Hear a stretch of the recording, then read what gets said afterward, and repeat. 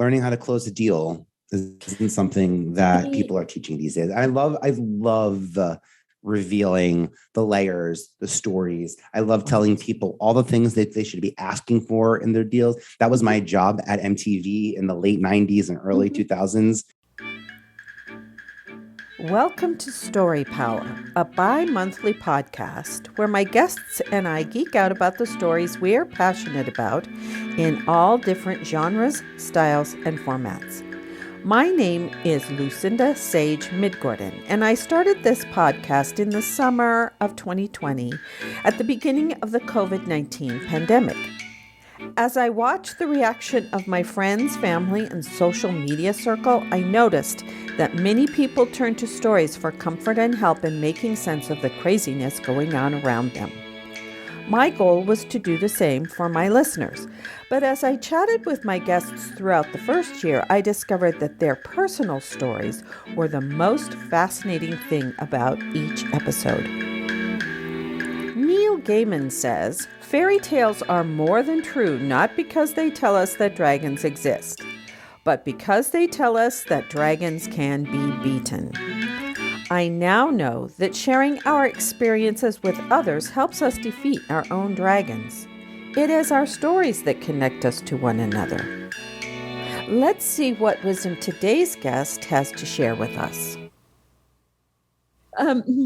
So Vinnie, I'm really excited to talk to you. And I'm sorry, I do not know how to pronounce your name. How do you pronounce your last name? I say Postestivo. Postestivo. I have to put my hands up in the air when I do it to get the momentum of the body going. Yes. Vinnie like the Mario Brothers song. But it's so awesome to be here. My family says Vinnie Postestivo. My friends say Vinnie Postestivo. My close friends call me Vin. I appreciate call me anything you want. Just call me. Well, Vinnie, I'm so excited to have you on Story Power because as I was reading your Podmatch profile and then you sent me something about your website, I said, oh, I have so many creative people on my show that I'm sure we all need to hear something about how to promote our artwork because one of the artists said, we're taught how to do the artwork, but we're not taught the business of art. Mm-hmm. Just so true. So true. But I 1,000,000,000% can relate to that. And you teach on a college level?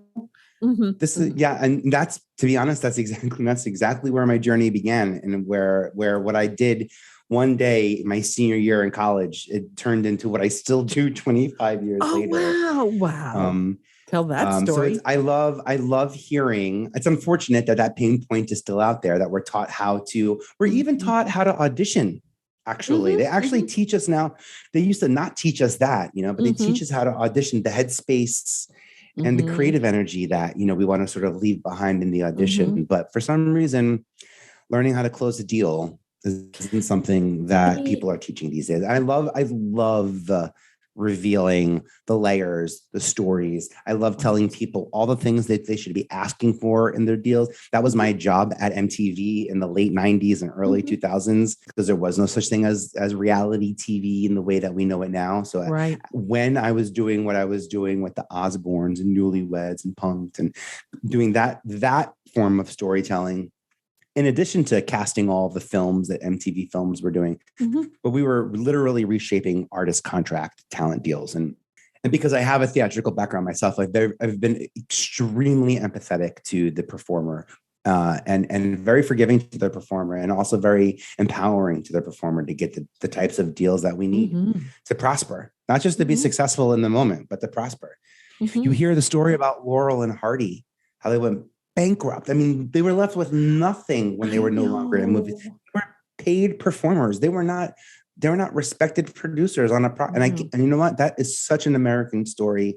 And until podcasting happened, there was really difficult to own your show in America. In America, usually in TV, you sell it to the network. They buy it outright. They don't let you even keep it, which is why people take shows to other countries and they sell it first to a country that will allow you to co-own it. And then we take it and then we license it to all the countries for the retention. Man, as an artist, as a creator, and I'm so excited to talk about this in front of your audience here, just the power in intellectual property, the confusion of intellectual property, you know, what you think you have rights to that you don't really have rights to, and the ways to go and get them. I love helping people figure that out. And also I'm a big award fan. I love winning awards in group settings. And I didn't win my first 3 awards in media until last year. I won a Communicator Award, a W3 Award, and my first Emmy. I did it because I applied. That's the one thing I did differently than I never did before, was applied. So now I have a resource that I'm happy to share with anybody. And anything we talk about in this podcast, I will share a lot of links and a lot of information. Please feel free to come to vpe.tv, 5 little letters, vpe.tv, to check out any of the links or any of the sources that I've sort of been referring to in this podcast. But I'm so emotional about helping people. I really am. I get very emotional about. Yeah, you're passionate. People I don't even know. Yeah. I don't even know the story. I don't even know what you're about to say, but I know it's so important to you that we created this space. Right. Right. And that's powerful. That's the first step. If you can do that, that's the hardest step. If you can do that, if you can start something, I'll show up. I'll help you finish it. I'll help you distribute it. I'll help you. If you can start it though, starting it, the hardest step. That is the hardest step. I think so. Yeah. Harder than step number 2, which is doing it again. That's okay. I have fun showing you how to do what you do again. And you're like, well, is that what I look like when I do it? Maybe I should do it differently. That's the best. I get to teach artists how to use tools, how to customize using tools on new platforms, new media platforms, new media constructs, like NFTs or podcasts or scripted, unscripted shows. You know, what a fun time to be a creative. Really? What a powerful time for creators to have and feel empowered in creating content that they own. This creativity that we have is stronger than any currency, any global currency that's out there. NFTs are a great example. If you really want to know the value of creativity, that a picture of an ape can be worth more than my house. That's the power of creativity and community. I have to really point that out. But anyway, I'm happy to be here. Oh, good. I'm so glad you're here too. Now, I wanted to know, I was looking at your things you could talk about, and what are the 3 things anyone can do to increase their chances of getting discovered? Not that I really want to get discovered in the big term, but I want to get discovered in the small term, in the small. Yeah. Can I ask, what's the big sense of discovery? What's the differentiation? I'm curious. George Clooney. You don't want to be George Clooney level because why? Well, I'm an introvert for one thing. I'm 69 for another thing. And for a third thing, so is he. No. How old is Clooney? Oh no, I think I'm 9 years older than he is. Okay, same decade. I don't want people outside my house. I don't, taking pictures of me every time I go outside. I don't want that kind of stuff. But I would like to have real connections with people. Yeah. That's what I want. Real connection. I love that. I joke around, actually Clooney is an interesting example that you would bring him up, because he actually does a great job at having a personal life. He actually has shifted the conversation with the press, not to the press, but with the press, saying, look, we need to cooperate. We're both in this space. This isn't working for me. I'm not going to let it work for you. Here's how it could work for me. Can this work? Can these access points, sort of work for you? So the thing I love about the modern celebrity is that we do have the ability to set some boundaries, and I want to be careful about getting into mindset, because I can get real emotional about this, but the mindset that most creatives have in this creator economy is shocking, actually. That suddenly, now that it's a creator economy, we feel like, oh wait, well, are we creators? Like, are we the creators in the creator? Yeah, that's why they named it after us. We're not trying to get into their club. They named it after us. And I just want people to really sit back and, so I'm 44. I'll be 45 this year. And I bring that up because I went to school. I went to school at Wagner College, and I went for psychology. I ended up graduating with arts administration, which is a business degree in theater arts. So I have a business degree in economics and advertising, and I understood promotions and PR. And then I also had creative courses as well that I was able to sort of put into my place. And I have to say, the one thing that happened in school, and it's really what inspired me to say, like to scream, start waving my flag so you would find me and see me, is the power of story power. And like, I didn't realize the version of the story I was telling myself as a senior in college, what was like the worst, I was like the biggest villain in my story. And the strangest part is like in high school, I think someone in my family whispered that I might not have the artistic talent that I may need to be successful, according to that one person. That's okay. I gave that person a lot of validation in my life. So that opinion ended up having a lot of weight. What I ended up doing was turning around, trying to audition for a bunch of schools, NYU, Wagner College, and I got a great scholarship for Wagner College. And I went to Wagner College. And in my senior year, I thought to myself, well, look, I came here, I studied theater arts because I was told I didn't have talent. And now I look back at that, and I go, hold up. You said you got a scholarship, right? And I'm like, yeah. I'm like, well, isn't that kind of merititious and a big, doesn't that sort of validate that you did have talent? And by the way, I got a scholarship. I left this out as I often do. It was a vocal scholarship. So here I am, a psychology major doing, student government with a performance scholarship. It was very unique for other people. It was very normal and standard for me. And I found that weird that I started questioning myself, my own creative validity, and I learned that the story we tell ourselves is the worst stories possible. And I wanted to be a casting director. I wanted to change my life, and I didn't want to lie about it. So I went to backstage and I took out an advertisement and I said, hey, actors, actresses, if you're out there and you want to be in commercials, I'm looking for actors and actresses that would like to be cast in upcoming commercials and TV spots. And send me your headshots, One Campus Road. And as some of you may know, you're not allowed to start businesses on school properties. So that was the first, demerit that I got. But I realized that I had now hundreds of people that responded. I created a database.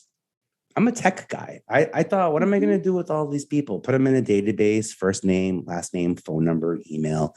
And if I ever see something that's right for them, I could just shoot them an email and tell them. That was like my big idea. I had no databases and email lists and newsletters and I worked in the computer center.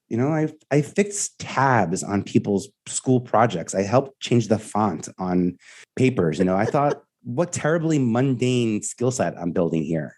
But all of those term papers, all of those projects, all of those other people's energies and other people's words that I got to collaborate on with them, that I would not have written or seen even if it wasn't for my position in the computer center to help people figure out how to create a great one sheet or a top sheet or how to reformat it so it was more impactful. And that skill set turned into talent databases, turned into TV show one pitches, turned into scripts, turned into series Bibles, turned into episode guidelines. And none of that existed in reality TV because that genre of television didn't exist either until a group of us at MTV really kind of put it on the map and other networks picked up on what we were doing.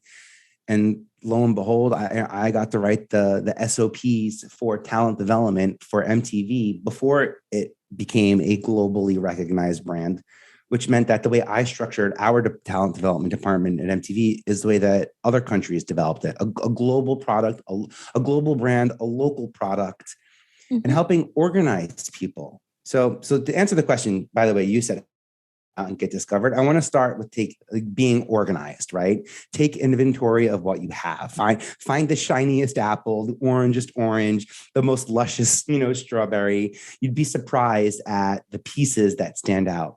The other thing I learned is the piece that's probably most uninteresting to me is probably the thing that we can relate to the most. I'm the oldest of my family. We may have that in common. That's not a very terribly gigantic part of my personality. But when I meet another firstborn, I'm like, oh, don't you understand? And before the internet, when we had to have all the answers and we didn't have the answers and the ego tells us we have. So you get to relate to people.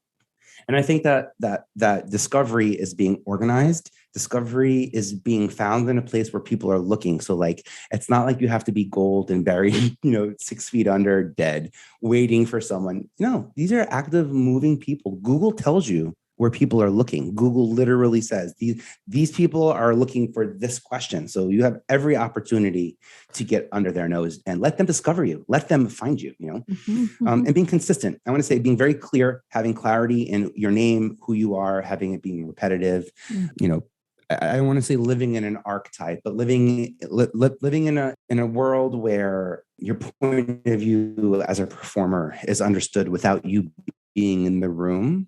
That might be a good way to sort of say it, making sure people have the right words to describe you when you're not there. So like if you are creative and you don't have a podcast, I would ask, well, how are you controlling like the words that come out of your mouth? Because if you're not putting them out there, someone else is. And this is your opportunity for free and you own it with a podcast to be able to get out there and leverage that. Discovery is funny. I can sit here and talk about the business of perfecting the profile on all your social media. So you'll love this one.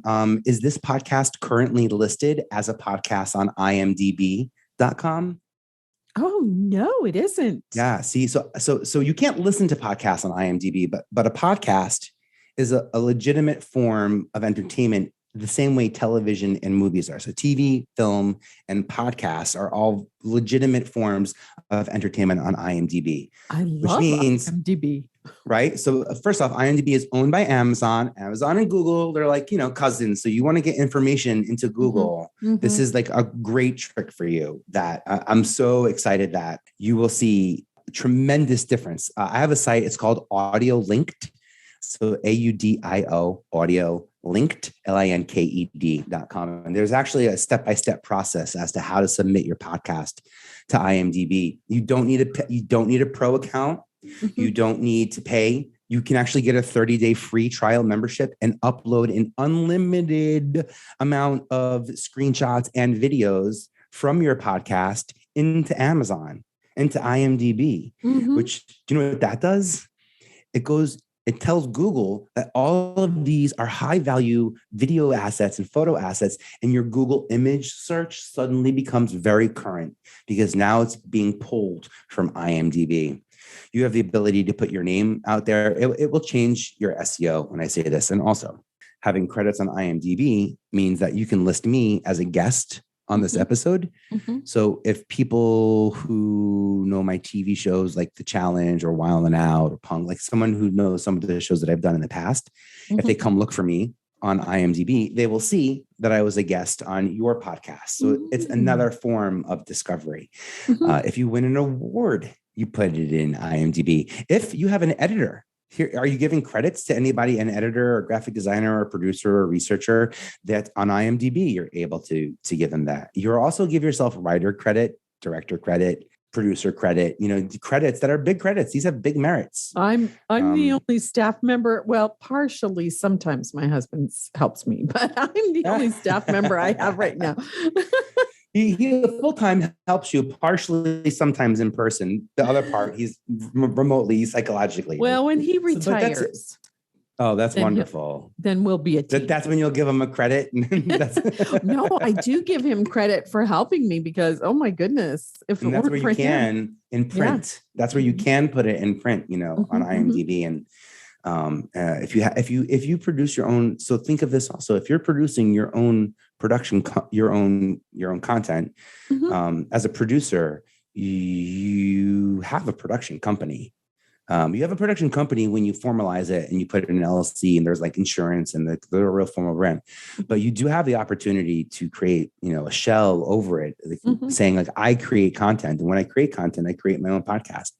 And that production company would do a deal with another company for advertising or non-exclusive licensing, for example, as opposed to the deal that you would do with a potential sponsor. So creating that extra entity not only allows for other multiple streams of revenue, but I feel like having a production company sort of gives credibility to the creative process. And there are a lot of people who are solo creators. I created my podcast at first solo, and now I've got a solid team of people helping me create my podcast and dozens of others, by the way, too. That's sort of my thing. I love helping people do. Now, are you talking about the podcast? I have a podcast.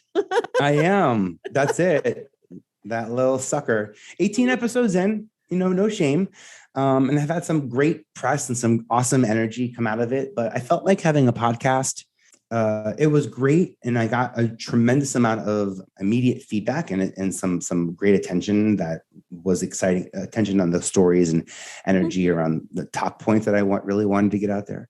I just didn't feel like I was coming enough. And I took a step back because I'm in full control over my podcast. I continue to guest on other people's podcasts, as we see here. So like, just because I didn't come out with new podcast episodes didn't mean I couldn't be on other people's podcasts. And then I actually, and we'll talk about this too, I had this idea of why not have like a Find Me Friday, where on Fridays on my podcast, I have a podcast, I can come back and ask you, Lucinda, if I can have this episode and then air this episode on my podcast, because my thought process is my audience is more likely to hear you interview me if I put you in front of them on my channel, as opposed to me asking my audience to go to your channel without knowing you or what we talked about, to go listen to our interview and then hoping you retain them. So for me, I'm like, I will literally push them in your direction. And I don't run ads on my podcast for that reason, so that I'm not monetizing the actual physical audio file itself. But if someone else out there in the world loves this strategy, go be a guest on 5 podcasts a week and then ask them if you can borrow or ask them if you can have that audio file to upload to your podcast so that you're following your fans. To be honest, I appreciate your audience and they appreciate you. Probably they come back for you way more than they come back for me. I'm mindful of that. I love that part of, and I want to make sure our podcasts don't turn into always constantly trying to sell other people's where can they find you? Where do you go? Blah, blah. They don't want to go anywhere. I want to stay right here in Lucinda's corner. Like, this is the safe space. I got like hands over my ears. Like, I don't want to hear anything if it doesn't come from this podcast. You're a source. You're not just a person. You're a source for energy, for knowledge, for education, and I respect that so much. So again, just another way for discovery to happen in a really sort of non-traditional way, which I love talking about. Awards are another thing. So there are free awards out there that creators, can apply. There are awards that cost about $100, $200 to apply for. Awards are a great way to get discovered. One, you usually end up on that award like website as a list of award-winning experts in your niche. So you might say, but I'm a screenwriter. Why do I need to have a podcast? And I would say, well, you wouldn't say that. Come on, I'll give you a little bit more credit than that. But if you did, I would point out that there are studio executive assistants, managers, directors that are told, go find me 10 screenwriters. And the first thing they will do is type in award-winning screenwriter. And a couple of podcast episodes, a couple of podcast categories will pop up. And they're looking for people who are true, tried and tested, who they just don't want to create it. They want to enforce it. And I love helping people win awards. That's, again, a huge form of discovery. And then the last thing I'll say, and this doesn't matter how famous you are, what budget you have, look for your red carpet moments. Red carpet moments are a time and place where press knows that a celebrity is going to be for a certain cause. You have the opportunity to create a red carpet moment for you every week, Wednesdays at 11 on Clubhouse, or every Tuesday on Twitter Spaces, or in my private Facebook group, or in a private Zoom every Tuesday at 4:00. So create these red carpet moments, right? Because the community piece is something that is shareable, and that group experience is something that will give people the opportunity to one, spend a lot of time with you and get to know you and pick up on your words. Like when you go to a show in the audience, a musical show, and an artist is singing the lyrics and the audience is singing back verbatim the words. As artists, as actors, as creatives, we don't often get to do that. Screenwriters probably get this feeling too when they write a great quote in a script and that becomes like infamous. It becomes like almost more powerful than the film itself because it transcends culture. And again, all of that stems from creating space, entering into it with grace, saying, hey, this might not be perfect, but it's me and I'm not perfect. No expectations. But how can we just get better? And I love that. And I get to do that. And I'm an introvert. You said, like, I think you made a nod earlier, as if like, I got a big personality, but I wake up with like 100% energy and I get to 80%, 70%. I got to eat lunch real quick. Otherwise I get hangry. And there are a couple of things I do throughout the week. I do some lives. I do a live on LinkedIn at 4:00 on Thursdays Eastern. And I've seen a lot of people get burned out from doing something like every week. And I'm like, wow, I just get so much energy from that Thursday call. I don't end. And it made me realize that creativity and business are being measured simultaneously now. People want to be paid from being creative. They want the linear experience. Like me, you buy the ticket.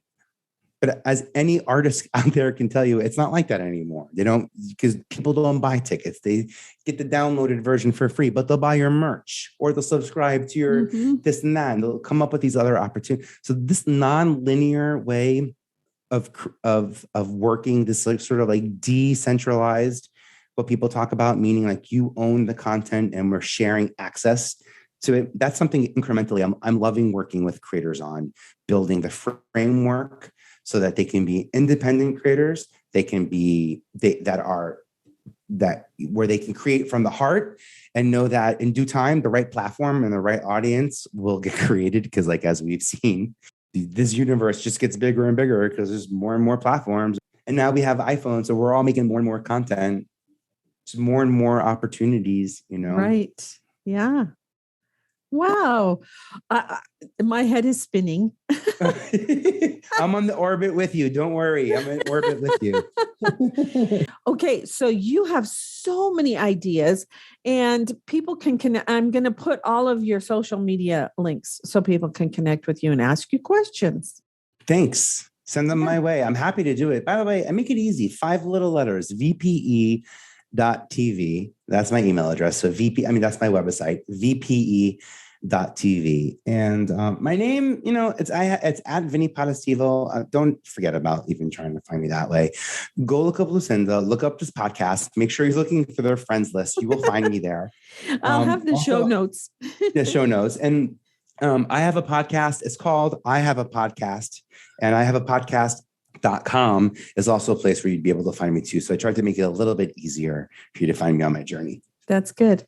And I would love it if you would, I'll send you the audio for this and you can put it on yours, because unfortunately, I am not going to have your podcast up until a year from now, March 1st.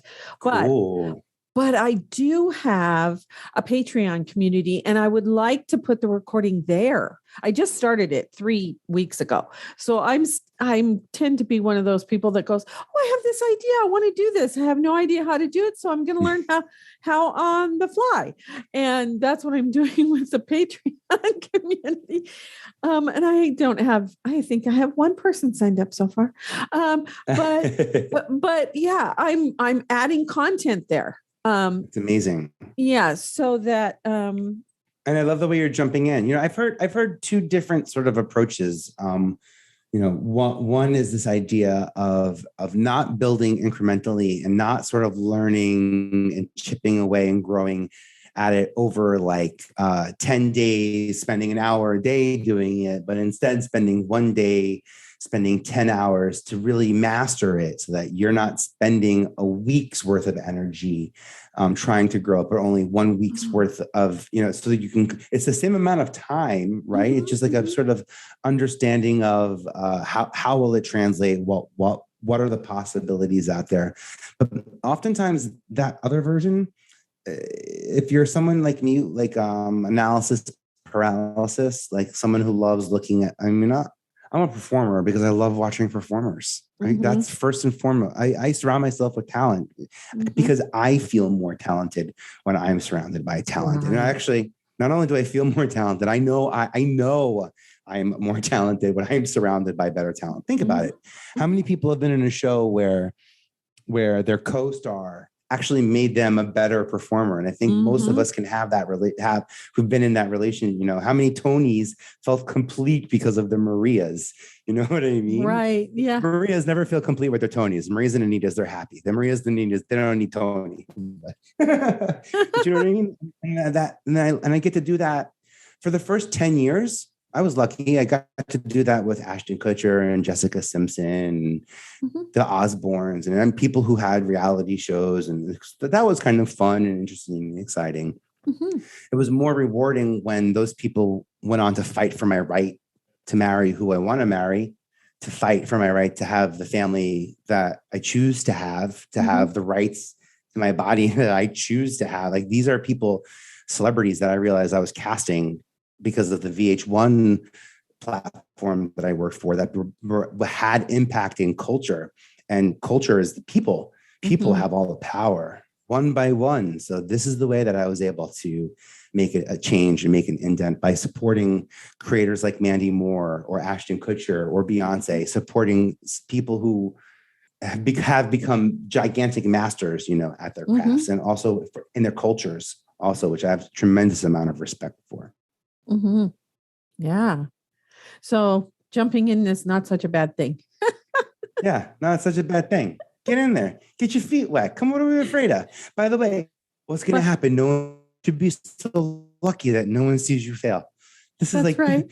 This is the way that we're set up for success. Oh This my is why our gosh. shows were in front of my family or in an empty room. This is why I performed in front of my stuffed animals as a kid before I went down to bother my aunts and uncles and family and cousins and eventually everybody else in the world. Right. Yes, that's right. Yeah.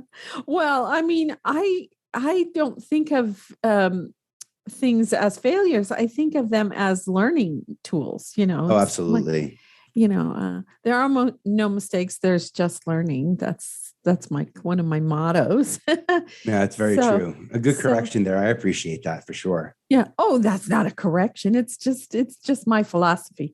So yeah, I've met some really amazing people, and I'm just putting them up on my Patreon community and making those public, and so I got the idea yesterday. We finished watching Sanditon and I went, I've learned some things from Jane Austen because I've read all of her books and seen a lot of the movies. And she has some kind of like 3 or 4 or 5 things that every story has something, that same thing in it.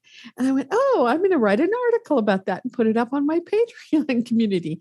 And then I thought, I teach this class called dramatic structure, and we watch movies and look at how they're put together to get the theme across. And I'm just going to put the list of movies that I'm going to be using in dramatic structure in the fall. So that's cool that you came to that discussion or decision during Sanditon. Isn't Sanditon, is that the book that she started and then didn't finish? Yes. And I had she didn't finish it. So I've only read all the ones that she finished. I never read any, because I didn't think they published it even at all. So yeah. So of course the ending vision is by this guy that has written a bunch of screenplays for a bunch of Jane Austen, stuff. So. How about that? Let me mansplain this woman's fine work. Ain't that the system we're coming from? But that's no longer the current rules. Like, that's what podcasting changes is genderism and sexism and the discrimination in the creative fields that forever held back true creatives from being connected to their successes. It's where ownership is like being able to have a Substack, of being able to have, a place where you can call your own, that you have rights to, and that you can share content and also having a podcast. So having a podcast is a form of intellectual property. When you publish the podcast, you have rights that no one can call them. No podcast can call themselves you here in America in your category. So like you're kind of given that right when you just hit, publish on podcasting. Actually, I take that back. It depends on where you're hosting your podcast files. If you're doing it on someplace that like is free or Anchor or something that's owned by Spotify, then those platforms have like some advertising rights and ghost rights to your content. If you're using a platform like Podbean, then it's 100% yours. There's no one else that has any claim or rights to your client. So there's like, even in the nuance. I didn't do it even that way. I just did it through WordPress and not Anchor because my husband is really big about staying away from all of those that like to track people. Yeah. Oh, don't worry. We make it easy for you. Uh-huh. No, yeah. So he did the research about that. Smart. Brilliant. Yeah. And WordPress is a great platform for it. It's a little bit more difficult. It's advanced, but I love that you're doing that. It is. And last night I was trying to I have one that got published today, and we were having trouble. We've been having trouble with the audio portion, uploading it to WordPress from our new MacBook Air that has the M1 chip. And I have to go back to my old iMac to upload it. And then we discovered that the internet was off and we had to reboot all of I was like, so it's 10 o'clock at night. Yeah, right. And that was mostly my fault because I took a long time to get it ready. But this is why I tell you not to change things. This is why we don't. Right, yeah. But without my husband, I would not have been, I wouldn't be able to do it the last few weeks or months because we've had that problem. So might have to, do some more research on other ways to record, other ways, all of that. Oh yeah. Also GarageBand is a great, and Audacity are two great platforms locally on a computer that are free. So I had to learn how to use GarageBand. Yeah. Now I have a student who is going to start one, and she wants help. She and her son are starting a podcast together. And so I'm going to go. That. I know. Oh my gosh. They were both in our acting. My teaching partner is a theater professional, and they were in our acting one class together. And it was so great having a mother and a son. I mean, they both have done plays together, and, it's hard though when you're and they have an inside joke, or that the things that are funny to each other might not be funny to the rest of the room, and you're like, oh, that's only funny for us. Oh well, I don't remember that. A family joke. I don't remember them doing that, but yes. Funny. So I think that it's going to be about mothers and sons, or mothers and children, or families. That's their podcast. So they asked me to help them. So I'm gathering information for them. Yeah. Well, I will give you lots of information. I have something called the Creator Accelerator that I am inviting educators, people who identify as BIPOC, AAPI, LGBTQIA, or are allies to any of my friends that I just mentioned, right? It's like, well, you're one of us, or you're an ally, you support us, or you're one of us. And I created this safe space called the Creator Accelerator, where I can just give you every single link that I use to be successful. And these are the ones that I've truly vetted myself. And this is something that I specifically spent a lot of months creating, so I can walk people through how to find awards that they can qualify for, how to find the right ways to distribute their social media, or even just like you're saying, record and at different budget points, depending on what the goal is, Right. Yeah. But super smart. And I'm very happy to help. I love helping creatives. That's actually, great. I love helping creatives because of the creative journey. I love helping people who don't identify as being creative, because I get to be the person who shows them that they were, I'm like the Wizard of Oz and Dorothy. I'm like, but you've had the slippers all along. That's right. Yeah. It's like right there. That's right. Exactly. That's what I love too. And even though dramatic structure next fall is my last time of teaching, because Dave now has his master's degree. So even though he's still going to be a theater professional and do, directing and stuff, he really needed something more stable, because, he's one of those gypsy people that has to travel around the country, and he's tired of that. And I'm just tired of teaching. I've been doing it since, in one capacity or another, as a teacher's aide or something since I was 18 years old, and I just turned 69, and I'm really ready to stop doing it. Yeah, the game's changed. I know that Mm-hmm. it's not even about how long you've been teaching, but it's a whole different Mm-hmm. game. And my mom's an educator. She was in special ed while we were growing up, and Oh, she's a librarian now. wow. And Special ed. Oh, I did 2 long-term stints when I was a substitute doing that. mhm. Oh my gosh, my hat's off to those people. Oh, I said the same. I said, Ma, is this because of us? Like, how did you get this special skill set to have the patience, the empathy? Did we do this to you? Like, what? And if we did, then and by the way, my sister's an educator, and I've always sort of, I was an executive at MTV casting, but really what I was doing is teaching people how to be themselves on camera. I've been educating and teaching and learning simultaneously as long as I've been creating in a very unique way, which I think is cool that now suddenly I do something that I used to think was that I used to think was like only I was the person walking around helping people figure out their brands and figuring out the right steps and figuring out what platforms work and how to be discovered. And there are so many people who are qualified to do that. And they come from very different backgrounds than me. They have HR, or they're accountants, or they're former TV producers, or they're journalists, or they're strategists. And we can all be in the room, all those different types of people. And you can turn to all of us and say, what do you do for a living? And we say, we help people find their stories. We help people become better characters, better versions of characters of themselves. Because we're like the worst, we're so mean to ourselves in our own stories. Oh, I know we are. It's so mean. I know. If I ever heard anyone talking about me the way I talked about me, you crazy? You forget about it. I know we are. Yeah. I've talked to a number of my guests have said that exact same thing. One woman, I love her. Tara is her first name, and she helps women with their body image. That's her job. That's her business. And she said for the longest time, she wanted to be thin. And then she, finally she realized, oh, my body does everything that I want it to do. I don't have to be thin. But it's, that story that we tell ourselves in our head. So she helps women tell themselves a new story. It's so amazing. And what's crazy about that is that she's obviously, just inherently being a female, is way more qualified than I, for example, would be at that job. That being said, as you were telling that story, I thought to myself, well, that's exactly what I did for Mandy Moore.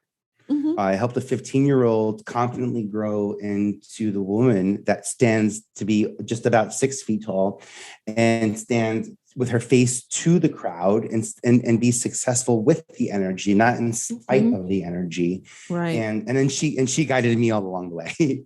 It's so true though, how we can have such different backgrounds but our goals, our purposes, it's wonderful when you can stack, a creative exec, a detective, an accountant. Like, how many people do you need in your arsenal who are looking to make you a better person? And they do it financially, spiritually, creatively. That's really cool that people identify. That's why I call my podcast, I Have a Podcast. I like the idea of, and I sort of come from Al-Anon and Alateen, and my parents, I grew up, getting therapy as a child for parents who had substance abuse problems. So I was sort of aware of processes and the inner workings of sort of interpersonal relationships, but just knowing that some people mean well, they don't do well. Some people mean to tell the truth, but they don't tell the truth, and they're not capable of understanding the truth. Knowing that those sort of things actually exist helped me as a child navigate and creatively figure out how to be creative. I couldn't create in my house. It was a noisy house. I didn't paint. I didn't create movies until I was in college. In a way, I turned to computers because it was quiet. I went to a black screen with a green cursor and I said, okay, Vinnie, now make something, because this is quiet and I'm in my head and I'm on a computer. And I think that innate sort of action to want to be someplace where I can create the space so I can be successful. But then also, especially with computers, navigate that space to be bigger when I need it to be bigger, so I can put the grace in there so I can fill it with whatever is soon to come. I think that I was the luckiest. I don't know how I figured that out, but I would recommend that for people who are having a hard time creating, and finding a Post-it note or finding a blank sheet is difficult. Google Doc, email it to yourself. A white document comes in so many different forms now. A white page a blank page comes in so many different forms now. But that's where I start. People say, how do you start? What are the 3, the 5? It's first, clarity, space. Figure out what you have. I'm an innate introvert. I have like a finite amount of energy. The only way I get more energy is if I do this. My energy, I don't think probably has gone down and since we've been talking. I feel as much energy now as I did earlier. Sometimes in conversations and meetings that are an hour long, I'm depleted. I'm like, how do we talk about that for so long? Like, how can we talk about the same thing and still get nowhere? And here I'm able to pretty much talk about on points, like the same stuff that I like talking about and I feel comfortable talking about. But I'm getting a completely new perspective out of my story in this conversation. That's why I'm so happy to share these interviews with my own audience, because I think that they'd get a kick out of how I change my story, how you can change your story. And that's okay. It's allowed. I give you permission if that's what you need, but you don't need it, but I give you permission. So now you have no excuses. That's right. Yeah.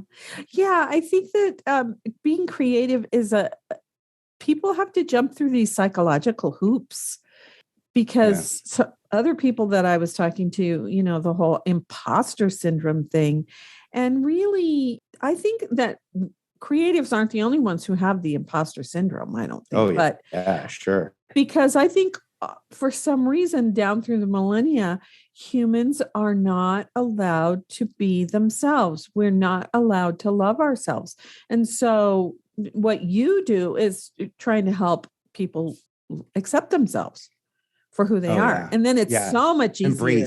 Embrace it, right? You want to be celebrated. You want to be a celebrity, but you don't celebrate yourself. Well, how are people going to know how to act at your party? If you're not acting fun at your party, why are people you can come up with a list of celebrities who love celebrating themselves, but I can give you a strong list of audiences, then jump on board. It's a good feeling. It feels nice. It feels good to be a part of something. And the pack mentality, let's not worship ourselves. Let's worship God. Or a gods or the God, or, the hundreds and hundreds of years of good storytelling and bad storytelling, that have come to be, that have programmed us, to be the way that we are, the words that we choose to use. But I will say this, in my 44 years being on this earth, this universe got a lot bigger. There was like 5 channels on when I was growing up, and there's like 5 million now. There was not even a thing called the internet, let alone one. There wasn't even a website, let alone millions of websites. Right. It just gets bigger and bigger and bigger, and there's more space. So I believe in the law of abundance. I believe in the law of attraction. I also don't think that anything is linear. Is this idea of not returning. You said your head was spinning earlier, and I'm like, orbit, that's cool. It's just like a lunar. It's just like one day we got to like spin around and get our vision, and then find where that sun is with this new information that we have, and be this new version of a planet, of an energy that we can be, and then wait until we meet with somebody else and have that big boom, the big bang, and from that comes Broadway shows and songs and films, and the level of creativity is just, But I know this, with creativity, the more you use it, the more you have. In business and finance, the more money you have, the more money you spend, the less money you have, unless you're making money to make out for the money you're spending. So to sit there and think that you should have wins linearly from business and creative at the same time is setting yourself up for failure. It's very difficult to have the perfect storm. That's why people who are on TV shows also have books and also have albums and also have speaking tours all at the same. It's multiple streams of revenue, multiple streams of interest, not just income. And that's part of building the celebrity brand. That's part of getting discovered. And that's part of staying discovered. Oh, cool. Wow. Okay. That sounds like a good note to stop on. Yeah, I feel you on that. Do you have anything else you want to say besides that before we go? Oh, you're so awesome. No, I no more words from me because you're so wonderful for creating this space. And I appreciate the audience listening. If anyone has questions, and I really mean this, please reach out to me. I respond really quickly on LinkedIn and on Twitter. My name is Vinnie Postestivo. My website is vpe.tv. I'm here to help. So any way I can, please reach out. Cool. Thank you so much. Thank you. Before I go, I'd like to give a big shout out to Podmatch, which I call a dating service for podcasters. Since I joined their platform, I have met so many wonderful people from all over the world, and they make the matches so easy that if you are a podcaster or you have a message that you want to share, you might want to consider checking them out. The affiliate link is at the bottom of my show notes on my website at Sage-Woman Chronicles at sagewoman.life. Part of what I love about them is that they promote civil conversations, and can't we use that right now? So if you check them out, tell them Lucinda sent you. I'd also like to invite you to my Patreon community, where we will have chats with authors or creators. We'll have member chats about the stories that they love, and occasionally we'll have extra episodes or uncut episodes of Story Power. So please go check out my Patreon page at patreon.com/storypower without the hyphen, all one word. I hope you enjoyed the show. If you like what you heard, please share it with a friend and give us a review on your favorite podcast app. It will help people find us. You'll find the show notes for this episode at my website, Sage-Woman Chronicles at sagewoman.life. You can leave a comment there. And remember, as Philip Pullman said, after nourishment, shelter, and companionship, stories are the thing we need most in the world. Until next time, this is Lucinda Sage-Midgorden. Thanks for listening.